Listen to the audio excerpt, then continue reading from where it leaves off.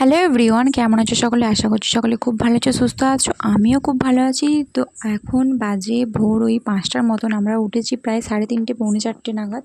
তো উঠে সমস্ত কিছু রুম টুম পরিষ্কার পরিচ্ছন্ন করে সমস্ত কিছু গুছিয়ে নিয়ে বেরিয়ে যাচ্ছি।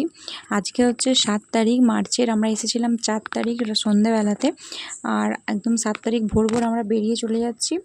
বাড়ি যাচ্ছি, আমরা ট্রেনে করে যাব। তো তার জন্য টোটো বলা হয়েছে, তো টোটো বাইরে চলে এসেছে। এখন টোটো করে আমরা যাব স্টেশনে। বাড়ি যাচ্ছি।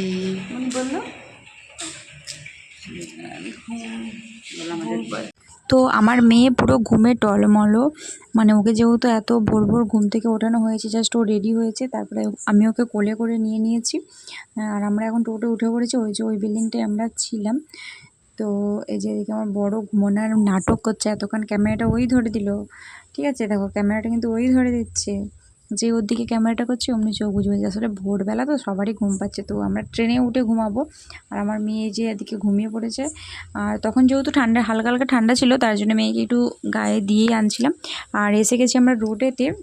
তো বেশিক্ষণ তো না, তো আমরা পৌঁছে যাব। চলো স্টেশনে গিয়ে তারপরে এই যে মন্দিরের গেটটা, আর ওই যে মন্দিরটা, একদম শান্ত পরিবেশ পুরো, একদম ভোরবেলা রাত 12টা 2টোর পর। আর এগুলো পুরো একদম শান্ত পরিবেশ দেখা যায়। তো চলো শেষবারের মতো তোমরাও মন্দিরটা দেখে নাও।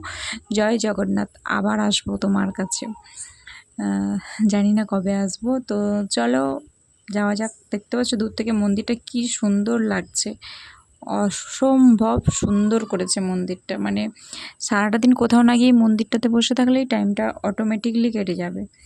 তো আমরা পৌঁছে গেছি স্টেশনে। এখানে এসে বাইরে তো টিকিট কাউন্টার খোলা ছিল না, তার জন্য ভিতরে অনলাইনে টিকিট কাটা হলো। তারপরে আমরা ট্রেনে আমরা উঠেছিলাম 5টা 45-এর ট্রেনে। তো ওই ট্রেনটা পাঁশকুড়াতানি ছিল। পাঁশকুড়ার পর জানি আমরা ট্রেনটা চেঞ্জ করব হয়তো, কিন্তু পাঁশকুড়ার পর আর চেঞ্জ করতে হয়নি। ওই ট্রেনটাকে ঘুরিয়ে অন্য লাইনে করে দিয়েছে। ওই ট্রেনটাতে করে আমরা একদম বাগনানতানিক চলে এসেছিলাম। তো আমার মেয়েকে বলছিলাম, মানু মন্দিরটা গড় করে নাও। ওই যে দেখা যাচ্ছে স্টেশন থেকে মন্দিরটা একদম। তো চলো ছুটি করো না। বলে আমাদের দীঘা ঘোরা কমপ্লিট, তাই তো? বলে হ্যালো গাইস, আমাদের দীঘা ঘোরা হয়ে গেল। বলতেছো না মা? বলো না গো, বললো জোরে জোরে বলো, শুনতে পাই না। Hello guys, good morning. আমরা এবার বাড়ি যাচ্ছি। এখন বাজে 5টা। আমার মা আমাকে জোর করে ঘুম থেকে তুলে দিয়েছে।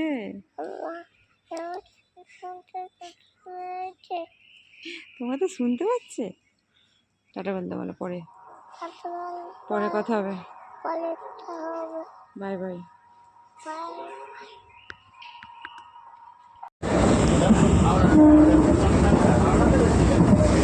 তো পুরো 5টা 45 ট্রেনটা ছেড়ে দিয়েছে। তারপরে আমি ট্রেনে ওঠার খানিকক্ষণ পরেই ঘুমিয়ে পড়েছিলাম। তো এই ভিডিও ক্লিপটা আমার পরে নেওয়া। তো চলো আবার পরে তোমাদের সঙ্গে কথা হচ্ছে যখন আমরা কিছু খাবো।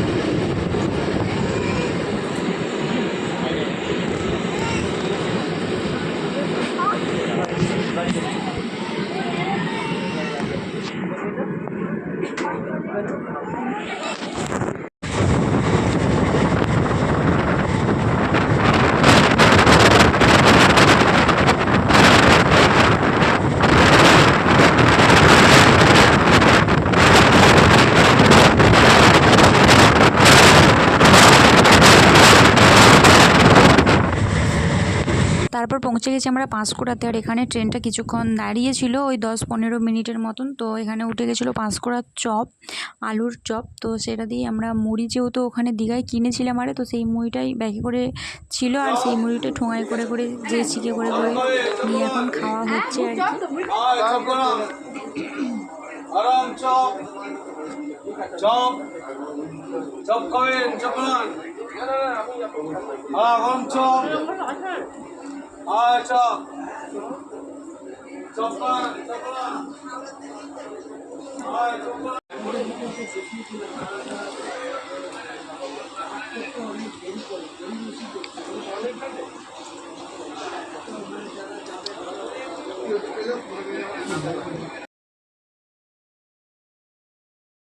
তারপর সন্দেশ আর বাদাম খেতে খেতে পৌঁছে গেলাম আমরা বাগনানে। আর বাগনানে এসে ট্রেন থেকে নেমে টোটোয় উঠে এখন যাচ্ছি সোজা বাড়ি। চলো আজকের ভিডিওটা এখানে এন্ড করছি। ভিডিওটা কেমন লাগলো অবশ্যই কমেন্ট সেকশানে জানাবে, আর আমাদের দীঘার ব্লগটাও কেমন লাগলো অবশ্যই জানিও। চলো সকলে ভালো থেকো, সুস্থ থেকো, সাবধানে থেকো। Tata bye bye, see you.